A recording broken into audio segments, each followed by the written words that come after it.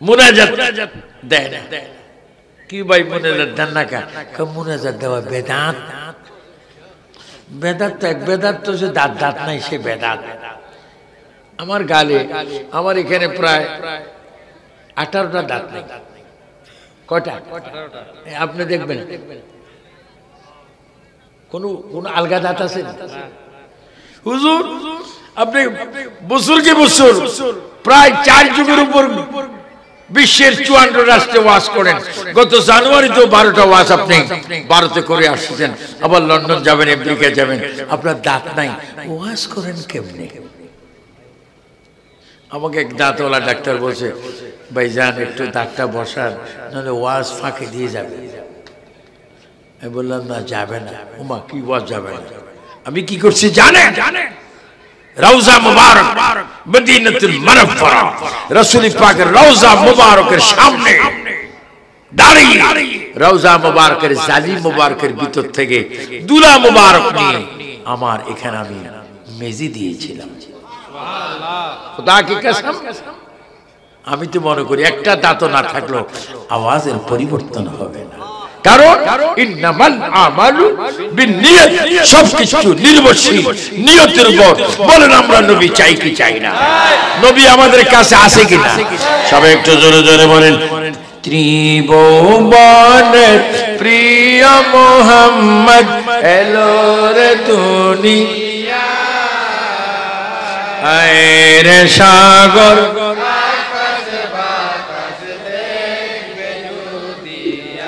বলেন মারহাবা।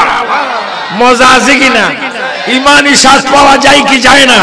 আরেকবার বলেন যুবক যুবক বাবারা, মুরব্বী বাবা বলেন, ত্রিভুবনের প্রিয় মুহাম্মদ এলো রে দুনিয়া, আয় রে সাগর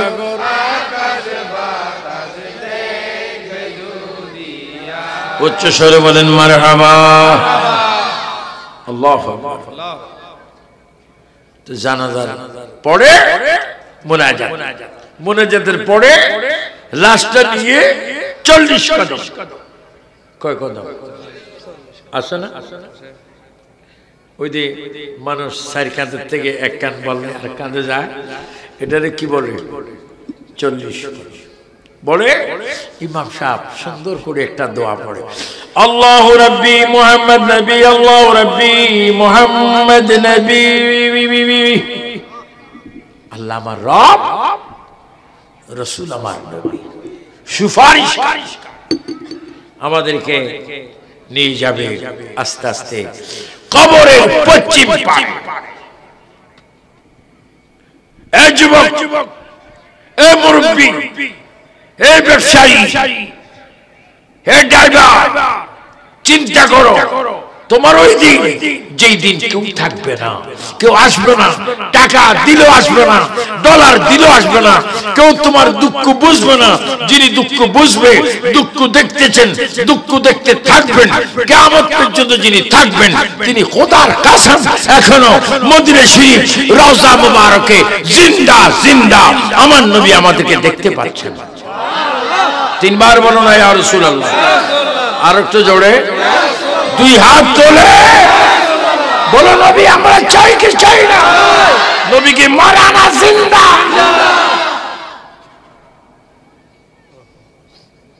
আল্লাহু আকবার। এই বেঈমানরা যদি আমাদেরকে মারতে চায়, আমার লগের আমার সাথে এক ভাই ছিল, তিনি ইন্তেকালের আগে, জবাই হওয়ার আগে 1.5 মাস আগে আমি এবং তিনি ওয়াশিংটন আমেরিকায় ছিলাম। আমাদের আহলে সুন্নাত ওয়াল জামাত বাংলাদেশের অন্যতম লিডার, বাংলাদেশ ইসলামী ফ্রন্টের প্রেসিডেন্ট, ঢাকা হাইকোর্ট মসজিদের ইমাম, মিডিয়া ব্যক্তিত্ব আল্লামা নূর ইসলাম ফারুকী রাহমাতুল্লাহ আলাইহি। তিনি আর আমি আমেরিকায় ছিলাম, ওয়াশিংটনে ছিলাম, নিউ ইয়র্কে ছিলাম, জ্যাকসন হাইটে ছিলাম, অনেক মাহফিল করেছি। তাকে দুশমনের রাসূলগণ জবা করেছে, শহীদ করেছে। আমি আবু সুফিয়ান আবিদ আল কাদরি আজকে 17/2/2023 কর্ণপুরী থানা ওলি আল্লাহর দেশে এটা বলছি, কেউ যদি আমাকে আমার কণ্ঠের মধ্যে গুল্লি চালাও, তীর মারো, জবা করো, নবীর কথা বলার কারণে তুমি যদি জবাও করো, রক্ত বাইর হবে, তবু ইয়া রাসূলুল্লাহ বন্ধ হবে না। তিনবার বলে আমরা ইয়া রাসূলুল্লাহ চাই কিনা? হাত তুলে বলো চাই কিনা? রাসূল আমাদের ঈমান, এটা আমাদের বিশ্বাস আছে কিনা? আপনাকে গোষ্ঠী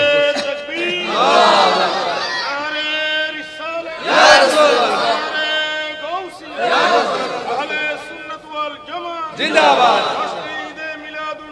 জিন্দাবাদ, জিন্দাবাদ, জিন্দাবাদ। নবী আমাদের জান, আমাদের লাশ যেতে যেতে যাবে কবরের পশ্চিম পারে। পশ্চিম কোন দিকে? আহা, কত সুন্দর পশ্চিম। দেখেন, কবর আমার সামনে, পশ্চিম আমার সামনে, লাশ আসবে পশ্চিম পাশে। মাথা কোন দিকে? ডানে, পাও বামে। আল্লাহু আকবার। এই দেখেন লাশ আসবে। ইমাম সাহেব বলবে লাশটা কবরের পশ্চিম পাশে নামাও। পশ্চিম পাশে কবরে নামাই ভাবে নামার পরে হুজুর বলবে আমার ওসিয়ত, আমার কথা, আমার কাছে 6 জন লোকের প্রয়োজন। কয়জন? এতগুলা মানুষ প্রয়োজন কয়জন? 6 জন। 6 জনের কয় হাত? আরে কবর রে, ও কবর! লক্ষ লক্ষ মানুষ মিছিলে হাত তুলেছে, কিন্তু আজকে মানুষটা কবরে যাচ্ছে, মাত্র ব্যক্তি হচ্ছেন 6 জন আর 12 হাত। ইমাম সাহেব বলবেন 3 জন মানুষ আমার কাছে এসে লাশটাকে খাট থেকে একটু কোলে নাও। খাটটা সরাই ফেললো, 3 জন কবরে নামো। 3 জন নেমে 6 হাতে লাশটা নিবে, আর 3 জনের 6 হাতে লাশটা দিবে। এই যখন দিচ্ছি ইমাম সাহেব বলবে আমার সাথে বলুন বিসমিল্লাহি ওয়া আলা মিল্লাতি রাসূলিল্লাহ। আরে দুনিয়া, আরে বিদেশ, আর সম্পর্ক, এই বুঝি দুনিয়া। এখন 12 জন মানুষ, 6 জন মানুষের 12 হাতে আমারকে নিয়ে খেলা, হাত পাও সব বাঁধা। হুজুর যখন বলবেন বিসমিল্লাহি ওয়া আলা মিল্লাতি রাসূলিল্লাহ, এই 3 জনের 6 হাতে যখন দিবে, আর 3 জন যখন 6 হাতে নিবে, আমার নবী মদিনার থেকে ডাক দিয়ে বলে উম্মতের চোখটা খোল। এই 6 জন মানুষের 12 হাতে তোমাকে আদান প্রদান করছে। তুমি তো দুরূদ শরীফ পড়তা, বাসখালী মিলাদুন নবীতে গিয়েছো, ইয়া রাসূলুল্লাহ বলেছো, আল্লাহ আল্লাহ বলেছো। তুমি চোখটা খুলে দেখো, এই 12 হাতের লেনদেনের আগে আমি নবী তোমাকে আমার 2 হাতে কোলে নিয়ে আমার নিজের হাতে তোমাকে কবরে শোয়াই দেব। অন্ধকার কবরে যখন দিবে আমাকে, বলো অন্ধকার কবরে যখন দিবে, তাকিবেন নবীজি আমারি কবরে, ওগুলো কোলে গোলাম,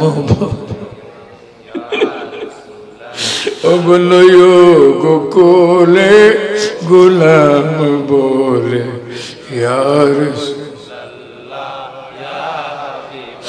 আল্লাহ নবী কোলে নিবি, কোলে নিবি। উম্মত তোমার নসিব অনেক ভালো, তোমাকে নবীজি কোলে নিবি।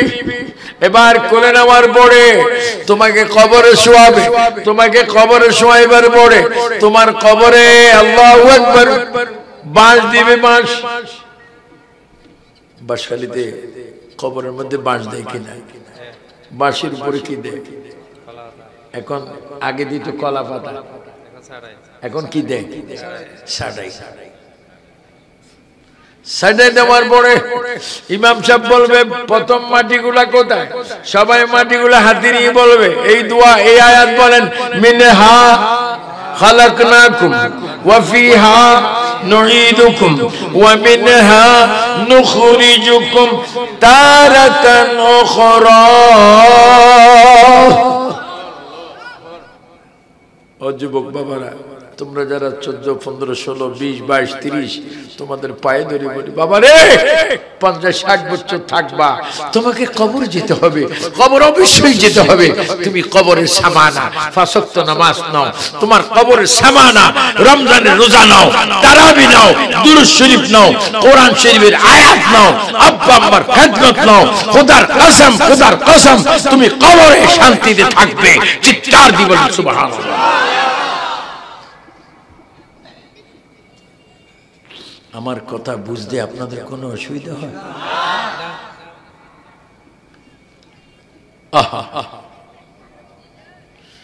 কবরে দেওয়ার পরে বাঁশ মাটি দেওয়ার পরে আল্লাহু আকবার, এখন চতুর্দিক থেকে মাটি যাবে, মাটি শেষ। সুন্নিদের জিয়ারত আছে, জিয়ারতের পর কি আছে? মুনাজাত। মুনাজাতের পরে সবাই যখন কবর দিয়ে যাচ্ছে, তোমার কবরে 2 জন ফেরেশতা আসবে, মুনকির ও নাকির। মুনকির নকির এসে বলবে, এ আল্লাহর বান্দা বান্দি উঠো। আপনি শোয়া থাকবেন, আপনাকে কবর থেকে উঠাবে, শোয়া থেকে উঠাবে, আপনি উঠবেন। রাইট, লেফট, বামে, ডানে, উপরে, নিচে, পূর্ব দিক, মাথার দিক, পায়ের দিক, ষষ্ঠ দিক, মাটি আর মাটি। কোনো চেরাক নেই, কোনো বাতি নেই, কোনো ল্যাম্প নেই, কোনো লাইট নেই, ওটার নাম কবর আর কবর আর কবর। মুনকির নকির বলবে, তোমাকে এখন প্রশ্ন করা হবে, প্রশ্ন করা হবে, তোমাকে প্রশ্ন করা হবে 3টি প্রশ্ন। এই 3টি প্রশ্ন যদি দাও নাজাত পাবে, 3টি প্রশ্ন যদি নাও না দাও আযাব পাবে। তোমাকে প্রথম বলতেছি মান রাব্বুকা, মান রাব্বুকা, তুমি বলো তোমার মাবুদ কে। তখন জবাব দিতে হবে রব্বি আল্লাহ। বলেন রব্বি আল্লাহ। আমি বলবো মান রাব্বুকা, আপনারা বলবেন রব্বি আল্লাহ। মান রাব্বুকা, যতক্ষণ পর্যন্ত আনা মদিনাতুল ইলমি ওয়া আলিয়ু বাবুহা, বলেন ইলমের শহর কে? বলেন মুহাম্মাদুর। আর দরজা কে? মা ফাতেমার স্বামী ইমাম হাসান হোসেনের আব্বা মাওলা আলী হচ্ছে ইলমের শহরের দরজা। আমার ক্যাসেট গুলা মনে হয়, এই বাবা এগুলা ক্যাসেট হচ্ছে না? মাশাআল্লাহ, এই ক্যাসেট গুলো আপনারা যদি পারেন নিয়ে যাবেন, শুনবেন। এখন তো অনেক গান আছে, হাক ডুম বাক ডুম গোড়ার ডুম, কোন ডুম ডুম ডুম ডুম অর্থ কি? ডুম ডুম। একটু ওয়াজ শুনবেন, জিকির করবেন, আল্লাহ ইল্লাল্লাহ, আল্লাহু সুবহানাল্লাহ, আলহামদুলিল্লাহ, আল্লাহু আকবার। এই জিকিরে সওয়াব আছে কিনা? যে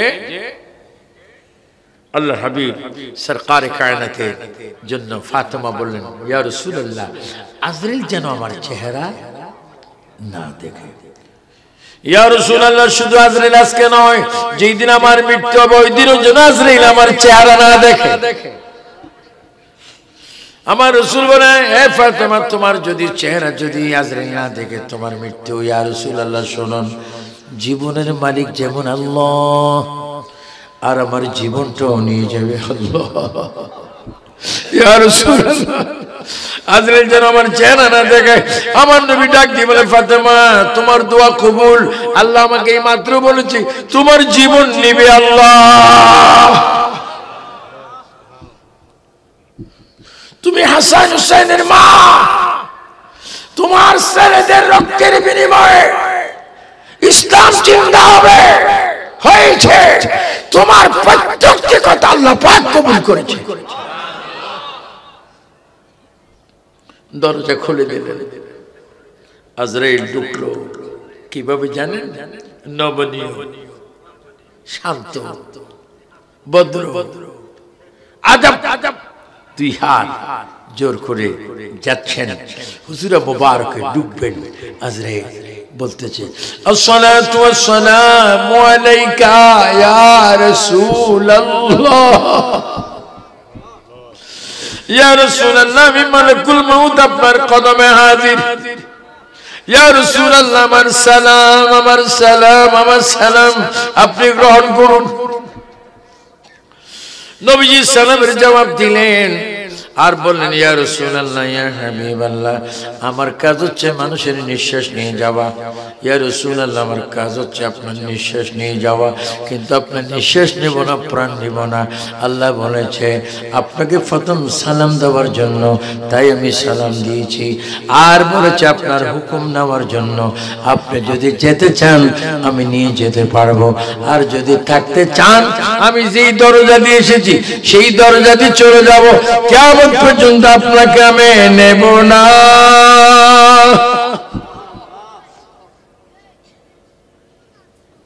আমার নবী চক্ষু মুবারকের পানি মুবারক ছেড়ে দিয়ে বলে ও আজরাইল তুমি আমাকে নিতে এসেছো ভালো কথা কিন্তু তুমি আমাকে নেওয়ার আগে আমার আল্লাহর সাথে আমি একটু কিছু কথা বলবো সবাই তিনবার বলেন আল্লাহ আরো জোরে মুহাব্বতে এবার বলেন ইয়া লতিফ ইয়া আল্লাহ ইয়া হাকিম ইয়া আল্লাহ ইয়া মালিক ইয়া আল্লাহ ইয়া জব্বার ইয়া আল্লাহ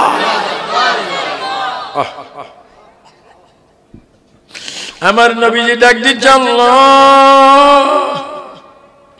আল্লাহ আমার আল্লাহ বলে হাবিব গো বলেন ও আল্লাহ ও আল্লাহ সমস্ত নবীদেরকে তুমি নিয়ে কেউ আসমানে রেখেছো কেউ অনেক দূরে রেখেছো কিন্তু তুমি আমাকে বলে দাও আমাকে তুমি আমার নিঃশ্বাস কোথায় রাখবে আমি চাই আমার কাছে থাকবে আল্লাহ আমি চাই আমি আসমানও যাব না আরশও যাব না কুরসি যাব না যদি তুমি আজরাইলের কারণে আমার নিঃশ্বাসটা নাও বা আমার নিঃশ্বাস এখানে রাখো আল্লাহ তুমি আমাকে ওয়াদা দাও কিয়ামত পর্যন্ত আমি এই মাটিতে থাকবো কিয়ামত পর্যন্ত এই মাটিতে থাকি আমি উম্মতি উম্মতি বলবো আর কিয়ামত পর্যন্ত উম্মতরা আমার জিয়ারতে আসবে তারাও রওজাতে আমাকে দেখবে আমিও তাদেরকে দেখব তুমি আল্লাহ আমাকে নিবা না বলো তারপর আমি যাইতে রাজি হব আল্লাহ বলে বন্ধু করে রাজি হয়ে যান কিয়ামত পর্যন্ত আপনাকে আমি রওজা পাকে জিন্দা রাখবো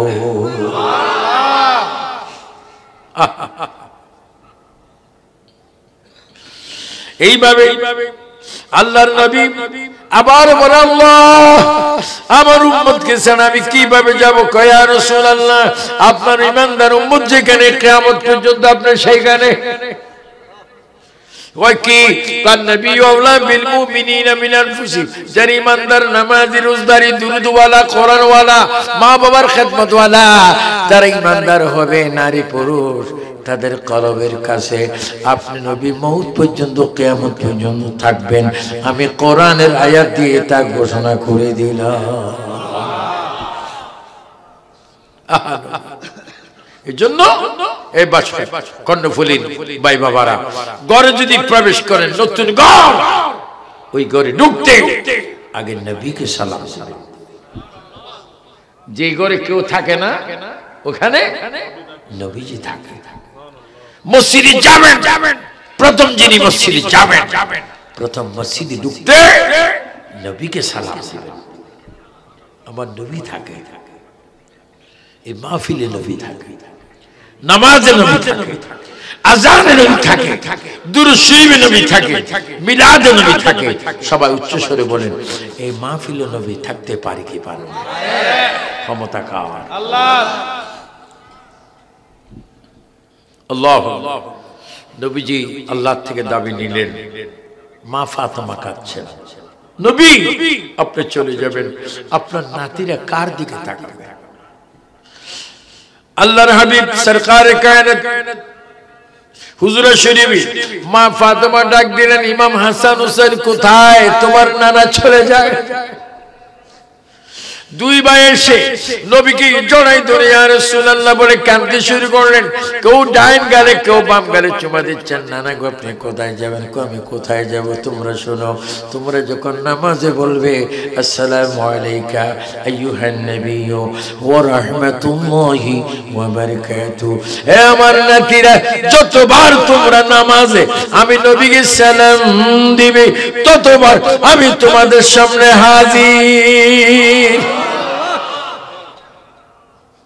যতবার মসজিদে তোমরা আযান হবে আশহাদু আন্না মুহাম্মাদার রাসূলুল্লাহ, আমি তখন তোমাদের সামনে। আল্লাহু আকবার। এখন মা ফাতেমা কাঁদছে। আল্লাহ রাসূল ফাতেমাকে ডেকে কানে কানে কি বললেন? মা ফাতেমা এখন কাঁদে না, এখন হাসে না। ইমাম হাসান হুসাইন বলে, মা ও মা, কিছুক্ষণ আগে দেখলাম কাঁদছেন, এখন দেখে একটু হাসি। না না, তোমরা তোমার নানার সাথে কথা বলো। হযরত ইমাম হুসাইন হাসান বলেন, মা বলতে হবে, বলতে হবে।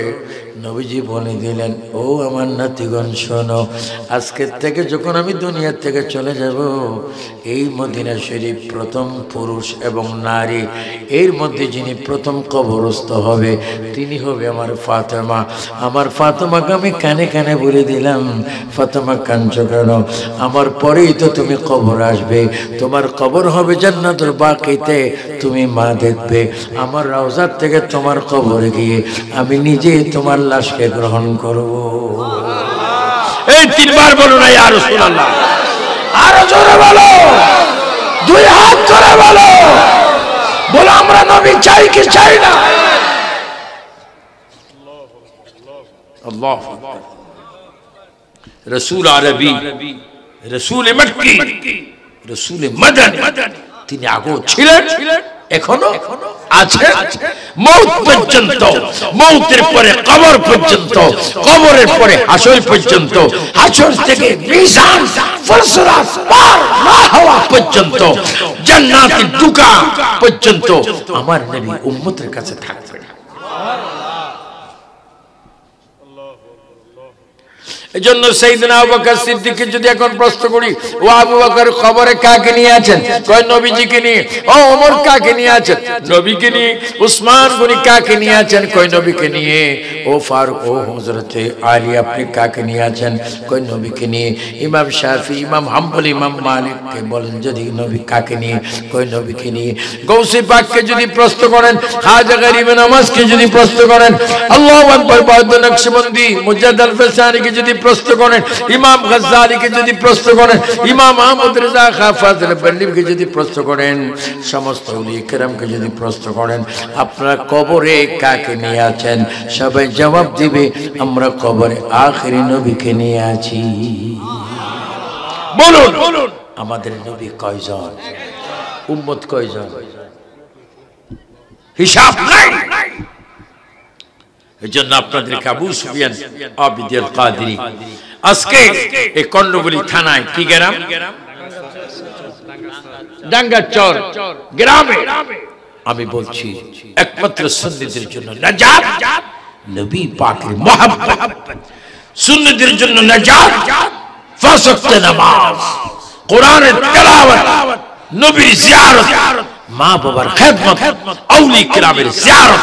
চিৎকার দিয়ে বলেন আমরা সুন্নি আকীদায় চলতে চাই কি চাই না? আর একে অপরকে দেখলে কি দিবেন?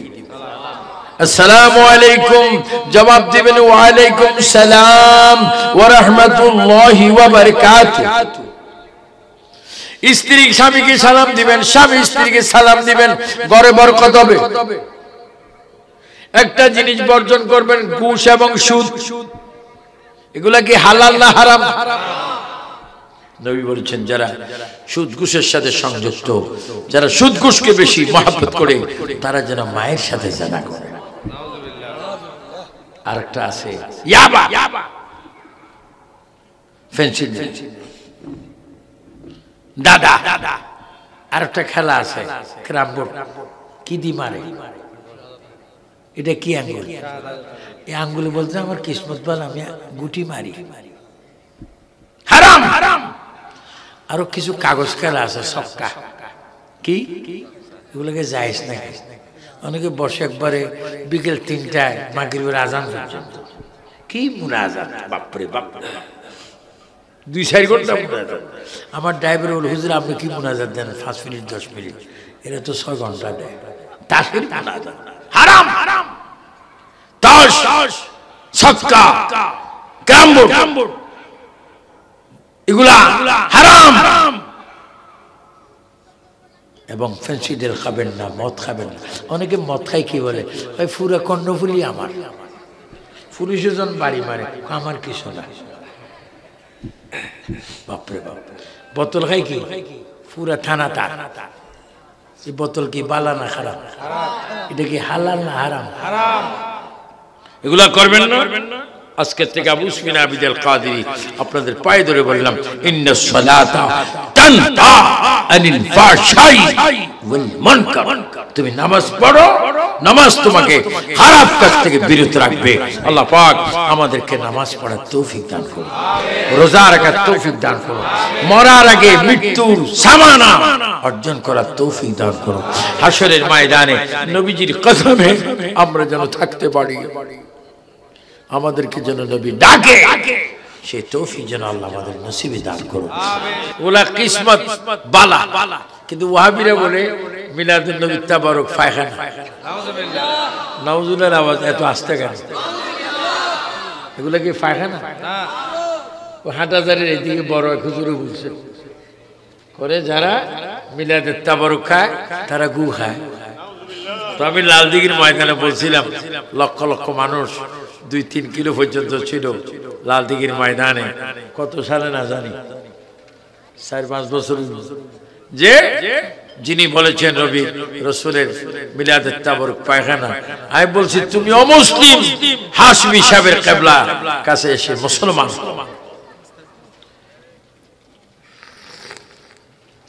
আপনারা যারা পাচ্ছেন আর যারা দিচ্ছেন অনেক সওয়াব হচ্ছে। একজন আবার 2টা নিয়েন না, তাহলে আরেকটা কেমন? যে আল্লাহ পাক এগুলারে অনেকে ওই কিসে অসুস্থ, মানে আমাদের একটা সদস্য আরমান মারা গেছিল, সদস্য আরমান মরে গিয়েছে। আল্লাহ তার কবরকে তুমি জান্নাত বানিয়ে দাও। বন্যা ক্ষতিগ্রস্ত হওয়াতে অনেকে বড় আফত, বড় মুসিবতে আছে, আল্লাহ তাদেরকে হেফাজত করো। বিশেষ করে মাহফিলের সভাপতি, সেক্রেটারি, ক্যাশিয়ার, সদস্য, উপদেষ্টা যারা আছেন, কমিটির নাম আছে না, হযরত জহুর আলী শাহ রাদিয়াল্লাহু তাআলা স্মৃতি সংসদ, এই সংসদকে যেন আল্লাহ কিয়ামত পর্যন্ত কবুল করে, মাহফিল করার তৌফিক দান করে। যারা মাহফিল করেছেন আল্লাহ তাদের রুজির মধ্যে বরকত দান করে। যারা ব্যাপক মিডিয়ায় ক্যাসেট করেছেন আল্লাহ তাদের মিডিয়ার প্রচার যেন কবুল করে। যারা এসেছেন হজ্জে বাইতুল্লাহ জিয়ারতে মদিনা যেন আল্লাহ নসিব করো। আমরা যাদের ইন্তেকাল হয়েছে, যারা কবরে, তাদের রূহের মাগফিরাত কামনার্থে একবার সূরা আলহামদুলিল্লাহ, 3 বার সূরা ইখলাস শরীফ পড়ব। আপনারা কিছু বলবেন? না না, 91 সালে যারা মারা গেছে একটু তাদের 91-এ যারা মারা গিয়েছিলেন, যারা বোট নৌকা পারাবারে অনেকে অ্যাক্সিডেন্ট হয়, কত রকম হয়, আল্লাহ যেন সকল মুসিবত থেকে হেফাজত করে। সবাই বলুন আমিন। সবাই নামাজ সুরতে বসেন যারা পড়েন।